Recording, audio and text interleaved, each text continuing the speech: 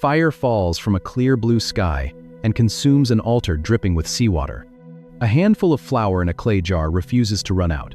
Most people assume the miracles of Elijah are simply a display of divine dominance, a muscular flex meant to prove, once and for all, his servant looks out toward the sea. 6 times. The horizon is clear. The 7th time. A cloud appears rising from the water. It is the size of a man's hand. The wind picks up. The sky turns black with heavy clouds. The first drop of rain hits the dust after 3.5 years of death. A torrential downpour floods the mountain. Elijah tucks his rough leather cloak into his belt. The power of God surges into his limbs. He outruns the royal chariot of King Ahab through the blinding, freezing rain, all the way down into the valley of Jezreel. The victory is absolute. The power of Baal is shattered. The rain has returned. But the fire on the mountain does not change the heart of the queen. And within 24 hours, the man who just called down lightning will be begging to die in the dirt. A messenger arrives from Queen Jezebel with a singular, terrifying oath. She swears by her gods that within 24 hours, Elijah will be a corpse in the dirt, just like the prophets he slaughtered. And the man who just stared down an entire empire and called lightning from a clear blue sky absolutely breaks. He runs for his life. He leaves his servant behind. That Yahweh is bigger, louder, and more dangerous than any pagan deity on the market. But if you look closer at the exact sequence of what happens, and walks a full day's journey deep into the brutal, sun-scorched wilderness of Beersheba, he collapses under the meager shade of a solitary broom tree, feeling the rough, dry bark against his back. He closes his eyes and prays for his own death, begging Yahweh to take his life, because he is completely exhausted and convinced he has failed. If you have ever crashed into a wall of severe anxiety immediately following a massive personal victory, this is the chapter you need to sit in. We operate under the assumption that if we could just witness enough of God's spectacular power, our internal architecture would be permanently stabilized. We believe that spiritual highs are supposed to inoculate us against human despair. We think that if God would just drop fire on the altar of our specific circumstances, we would never struggle with depression, fear, or profound loneliness ever again. But the human nervous system cannot sustain the adrenaline of the miraculous forever. When the adrenaline drains out of Elijah's blood, he is left with the terrifying reality that the geopolitical structure has not changed. The queen still wants him dead. The nation is still broken. The miracle did not fix the world. And it certainly did not fix his mind. He falls into the heavy, inescapable sleep of a severe depressive crash, right there in the hot sand. And here is where you see the profound tenderness of a God who understands the limits of the human body, at the geography of where he is sent, and at the quiet, desperate moments hiding behind the public spectacles. You start to see something. Yahweh does not send an angel to deliver a booming sermon about faith. He does not shake the ground and demand that the prophet remember the fire on the mountain from yesterday. The angel touches his shoulder. The divine response is not a theological rebuke. It is a physical provision.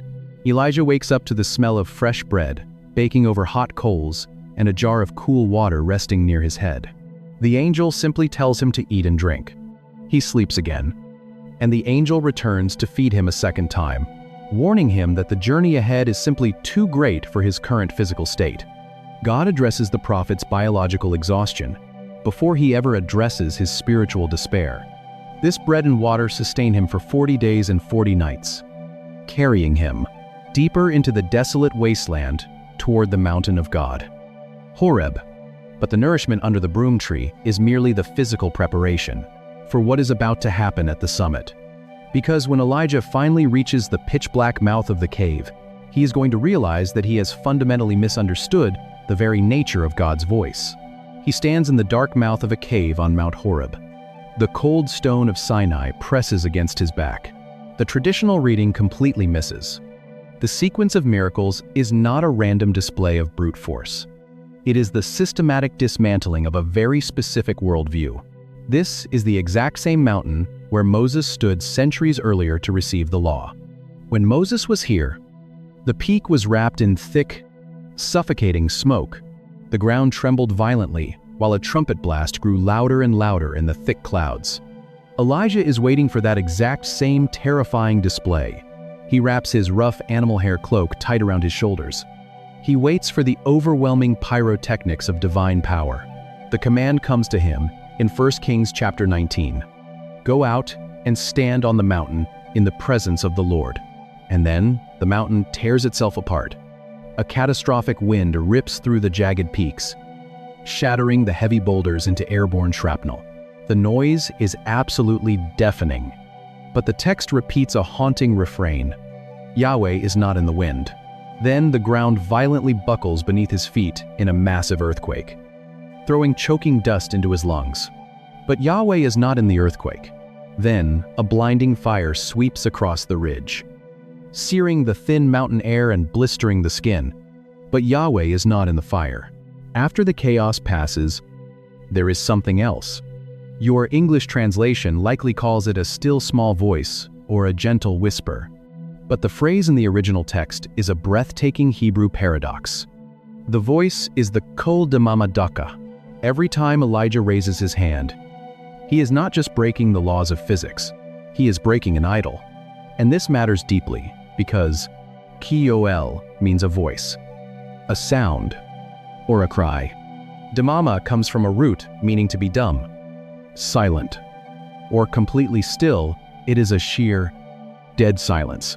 And Daka means crushed fine, thin, sheer, or small. It is the exact same word used in Exodus to describe the fine dust of the manna, resting on the desert floor. When you put them together, the contradiction is profound. It literally translates to the sound of a thin silence, a sheer, crushing stillness. Elijah expected the God of Carmel. He expected the rider of the clouds. He expected the thunder that shakes the foundations of the earth. But God is showing him that the dramatic miracles were only the introduction. The spectacular is not the substance. It is merely the signpost. The true presence of God is not an earthquake that shatters your world. It is the quiet stillness that reconstructs it. Elijah pulls his heavy cloak completely over his face. He steps out of the cave. He walks into the thin silence. And he listens. The whisper gives him his final marching orders. He is told to anoint new kings, to find a man named Elisha who will take his place, and to realize he is not the only faithful man left in Israel.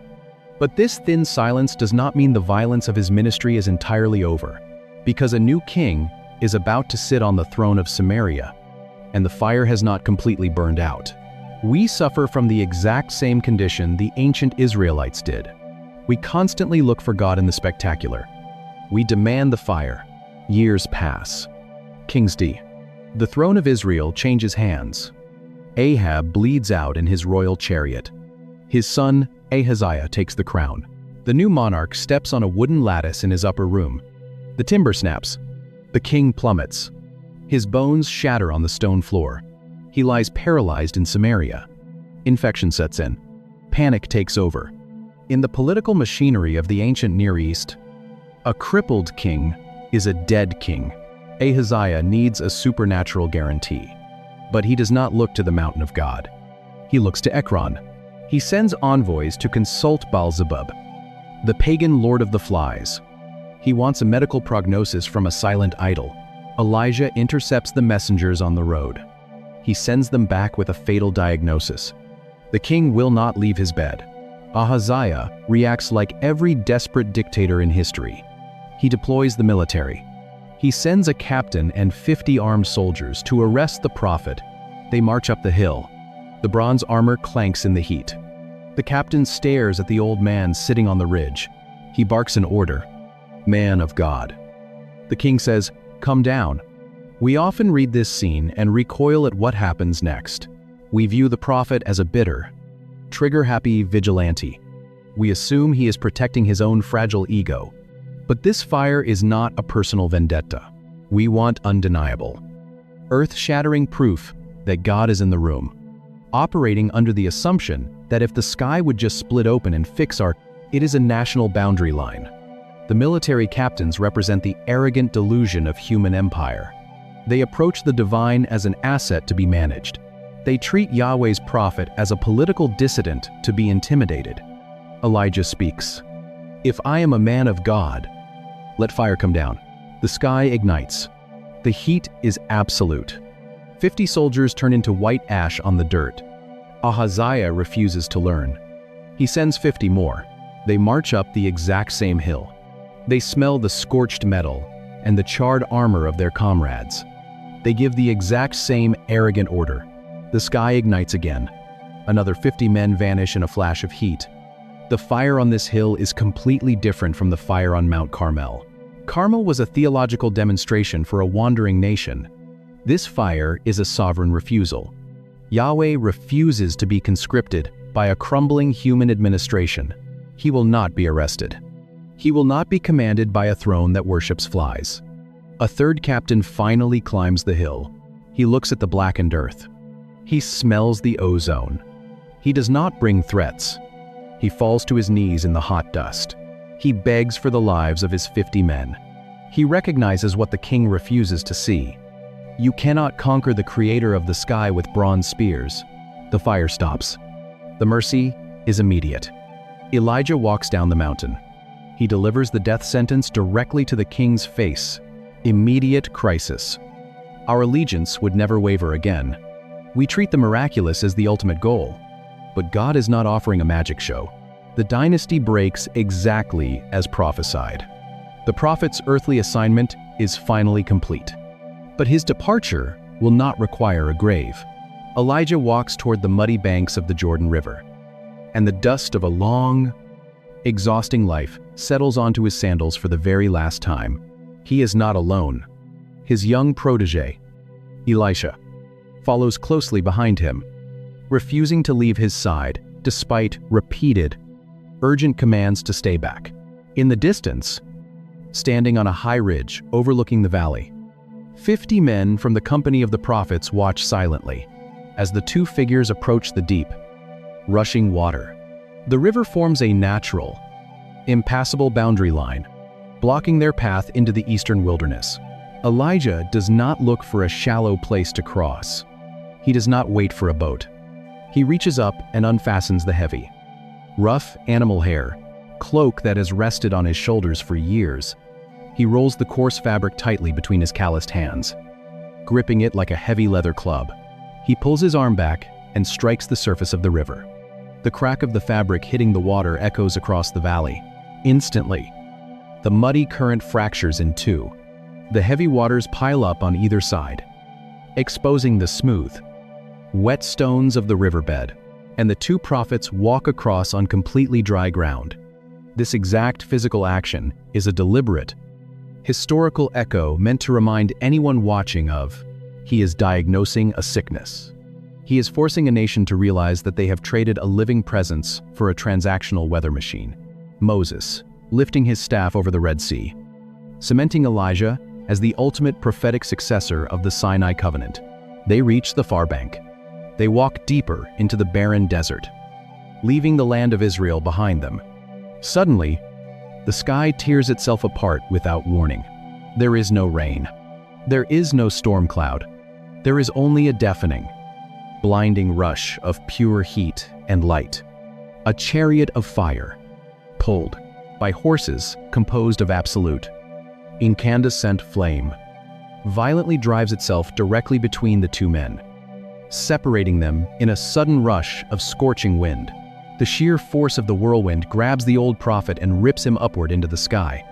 Elisha screams in terror, tearing his own clothes, watching the blazing cavalry vanish into the upper atmosphere until the sky is completely empty.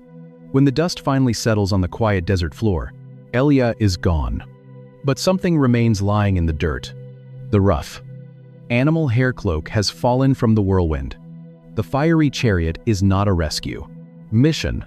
It is a terrifying transfer of power. Elisha walks over to the heavy fabric. He picks it up, feeling the residual heat in the brekket. Woven hair, and he turns back toward the Jordan River to carry the massive burden of the prophetic office into a new generation. The physical ministry of the lone wolf prophet is finally over, and the mantle has officially changed shoulders. But the story of the man who called, to feel the actual weight of what this prophet accomplishes, you have to trace the progression of every miracle he performs. Downfire does not actually end in the whirlwind, because the shadow he leaves behind is so massive. It will stretch across the centuries and land directly on the doorstep of the New Testament. A widow scraped the bottom of an empty clay jar and found just enough oil to survive one more day. A dead boy lay still in a sweltering upper room, and breath returned to his cold lungs. A crippled nation limped unevenly around a silent stone altar, and fire fell from a clear blue sky to break the spell. A broken prophet collapsed under a desert broom tree, begging to die, and heaven baked him bread to keep him walking. A mountain tore itself apart in an apocalyptic wind, and the Creator spoke in a crushing, sheer silence. A dying king sent bronze armor up a dusty hill, and the atmosphere ignited to guard the absolute sovereignty of God. A heavy leather cloak struck a muddy river, and a chariot of pure heat carried a tired man into the sky. Same fire, same whisper, one God. But maybe the part that stays with me most is the broom tree. Day after day, while the surrounding village starves, a dead boy lying on a rooftop suddenly takes a ragged, desperate breath. The place to start is not the famous showdown on Mount Carmel. The story does not begin with the fire. It begins with the dirt, not the blinding, cosmic strike on Mount Carmel, not the fiery cavalry tearing through the stratosphere. A piece of warm bread baking on hot coals, resting in the sand near the head of a man who was completely convinced he had failed. He asked for death, and God gave him a meal and permission to sleep. If you are in a season where the adrenaline of your faith has completely worn off, where the massive victory you just experienced did not fix the deep anxiety resting in your chest, you do not need to manufacture another mountaintop moment. You do not need to force the fire. Your exhaustion is not a spiritual failure. It is the heavy cost of living in a broken world. God is not standing over your tired body demanding another spectacular performance. And He is not disappointed by your physical limits. He is inviting you into the thin silence, where the world stops shaking and the quiet reconstruction begins. If this reached something in you, subscribe. Leave a comment, even one word helps. Share this with someone who is waiting for a spectacular answer, but desperately needs a quiet provision. Pray for us as we keep digging into these ancient texts. And may the God who is never threatened by your exhaustion meet you in the sheer silence and give you the exact daily bread you need for the journey ahead. And it begins with a fatal misunderstanding of who actually holds the power to make things grow. But the detail that changes how you read this 3.5-year drought is the specific God sitting on the throne of the cultural imagination. King Ahab is married to Jezebel, a Phoenician princess who brings her national deity into the heart of Israel. His name is Baal. In the ancient Canaanite pantheon, Baal is not a god of war or wisdom. He is the rider of the clouds. He is the master of rain, the lord of dew, the entity holding the cosmic key to the autumn showers that make the barley grow. In the ancient texts of Ugarit, unearthed by archaeologists in the modern era, Baal is literally depicted holding a lightning bolt like a spear. His voice is the thunder that shakes the mountains. The Israelites are living in a fragile ecosystem entirely dependent on two specific meteorological events: the early rains of autumn to soften the dirt for plowing, and the latter rains of spring to mature the crop.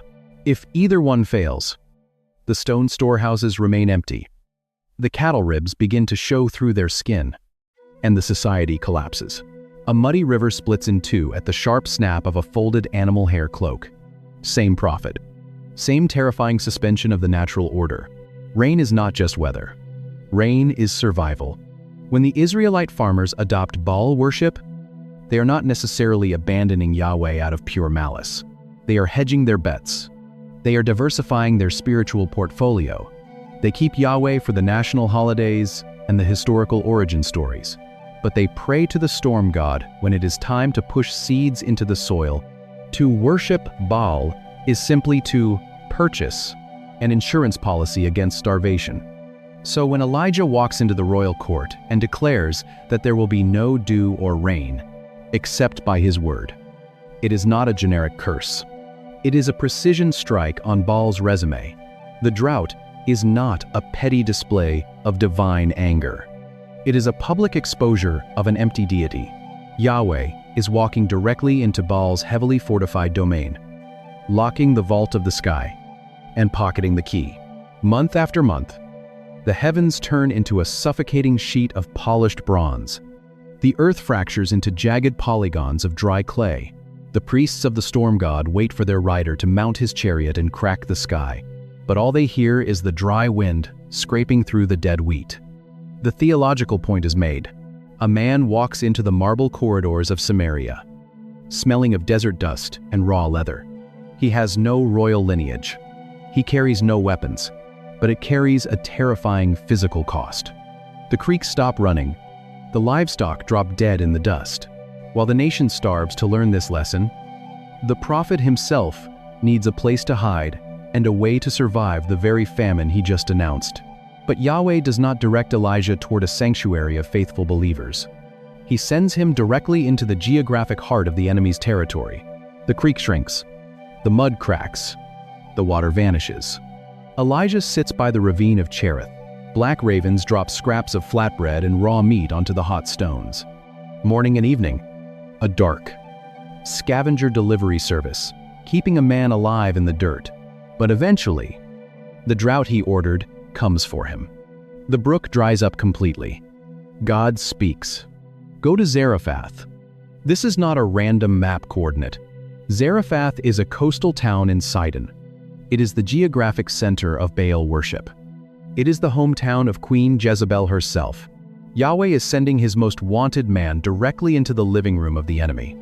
Elijah walks through the city gates. The dust is thick. The heat is heavy. He sees a widow. She is bending down. She is picking up 2 dry sticks. He asks for water. She turns to fetch it. He asks for bread. She stops. She turns back with hollow eyes and tells him the blunt truth. There is no bread. The palace guards do not intercept him. King Ahab looks up from an ivory throne, expecting a petition or a tax report. The man does not bow. There is only a handful of flour in a clay jar. There are a few drops of oil in a jug. She is gathering wood to build one final fire. She will bake one final meal for her son. And then they will sit in the dark and starve. Elijah gives a command that sounds like sheer cruelty. Make a small loaf for me first. It violates every human instinct. You do not ask a starving mother for her last bite of food. But he follows it with a promise. The flour will not be spent. The oil will not run dry. She walks into her sweltering house. She scrapes the bottom of the earthen jar. She pours the thick oil. She bakes the bread. The next morning, she reaches into the jar. There is flour. She tilts the jug. There is oil. Day after day. Week after week. The jar never overflows. It never fills to the brim. It only ever holds exactly enough for today. The miracle is not a warehouse of surplus. It is the steady pulse of daily survival. Yahweh is proving he can feed a Canaanite widow in the capital of Baal's territory, while Baal cannot even produce a drop of dew for his own priests. But the flour is only the first defiance, because weeks later, the widow's son stops breathing. The boy dies. The mother screams. He simply opens his mouth and shuts the sky. No rain, no dew, just the heavy, suffocating weight of a drought that will bake the topsoil. The prophet carries the limp body up the narrow stairs to an upper room. He lays the boy on his own bed. He stretches his full weight out over the cold limbs. He does not whisper a polite prayer. He cries out to a God who holds the breath of every living thing. The chest rises. The boy gasps. Baal is supposed to be the god of fertility and life. But Yahweh just walked into his backyard, hijacked his food supply, and reversed a death certificate. This quiet provision in a dusty room is only the prelude, Because 3 years pass, the famine reaches its breaking point, and the time for hiding is over. The time for isolation in dusty upper rooms comes to an end, and the prophet finally calls the entire nation to the summit of Mount Carmel. He summons the 450 prophets of Baal, the 400 prophets of Asherah, and the starving, desperate citizens of Israel, to a single mountain ridge overlooking the Mediterranean Sea. And before a single stone is gathered for an altar, before a single bull is sacrificed, Elijah stands before the crowd and poses a question recorded in 1 Kings chapter 18. Verse 21. He looks at the people and asks, "How long will you waver between two opinions? If the Lord is God, follow him. But if Baal is God, follow him into iron and starve an entire kingdom." You have probably heard the stories of Elijah. He is often framed as the ultimate lone wolf action hero. We read that word waver, and we picture a mental indecision, a sort of cognitive paralysis where the Israelites are simply struggling to make up their minds. But the word translated waver or falter in your English Bible is the Hebrew verb pasash. It appears sparsely in the Old Testament, and its etymology paints a startling physical picture. The root of pasash means to limp, to hesitate, to be lame, or to hop unevenly. It is the exact same root word used later in the book of 2 Samuel to describe King Saul's grandson, Mephibosheth, who was dropped as a child and became crippled in his feet. If something about this ancient tension is exposing a hesitation in your own life, you're exactly who this channel is for. Drop a thought in the comments and hit subscribe, because every week we go deeper into the text than you knew was possible. So the prophet is not accusing the crowd of merely taking too long to sign a theological contract. He is describing the grotesque, uneven posture of a people trying to put their weight on two completely different foundations. You can visualize the physical motion. The Israelites are attempting to walk with one foot planted firmly in the worship of Yahweh, and the other foot desperately reaching for the agricultural security of Baal. They are shifting their weight back and forth, terrified to fully abandon either deity, resulting in a frantic, exhausting, unbalanced gait of the Hebrew Bible, a solitary figure wielding the unfiltered power of Yahweh against a corrupt and wealthy empire. And the brilliant literary irony of this chapter is that just a few verses later, the prophets of Baal will begin their ritual dance around their silent altar.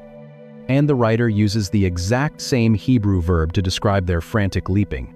They are pasach, limping, hopping, leaping unevenly in the dust, cutting themselves, trying to force the storm god to answer.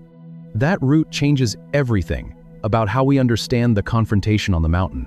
Elijah is exposing the exhausting reality of trying to serve two masters in a world that demands a singular allegiance. Syncretism is not a safety net.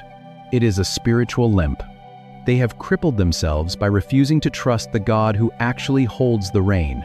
But the detail that changes how you read this entire showdown is what happens when the limping finally stops and the trench is dug. The prophets of Baal bleed into the dry dirt. Morning passes. Noon hits. The sun starts to drop toward the Mediterranean Sea. They shout until their throats tear. They slash their skin with swords and lances. The blood mixes with the sweat on their chests. They limp around the silent stone altar, screaming for a single spark. Nothing answers. No voice. No thunder. Just the hot wind blowing across the ridge. Elijah steps out of the shadow. He gathers 12 heavy, unhewn stones. He rebuilds the ruined altar of Yahweh. He arranges the dry wood. When we read these texts, we naturally view the fire, the drought, and the multiplying food as blunt instruments in a cosmic war. He cuts the bull, and then he gives an order that defies every law of physics, logic, and survival. He commands them to bring water. 4 large jars, likely hauled up the steep slope from the sea, are poured directly over the sacrifice. He tells them to do it a second time, then a third time. 12 massive jars of water drench the altar. The wood soaks, the meat drips, The water spills over the rocks. The trench at the base fills to the brim with dark, heavy mud. The water is not a handicap. It is an impossible canvas. Elijah does not dance. He does not cut his own skin. He does not scream into the empty sky. He steps close to the dripping stones. He speaks a quiet, simple prayer. Exactly 63 words in Hebrew. He asks Yahweh to answer. So this people will know who actually holds the power. He steps back. The sky tears open. Fire falls. It is not a slow ignition. It is a blinding, cosmic strike. It consumes the meat. It burns the wet wood. It vaporizes the standing water in the trench. It incinerates the very stones and scorches the dust of the earth into black glass. The crowd hits the ground. They press their faces into the hot dirt. They shout the verdict into the ground. The false prophets are seized. The spiritual stronghold is broken. Elijah climbs higher up the ridge. He crouches on the earth. He puts his face between his knees.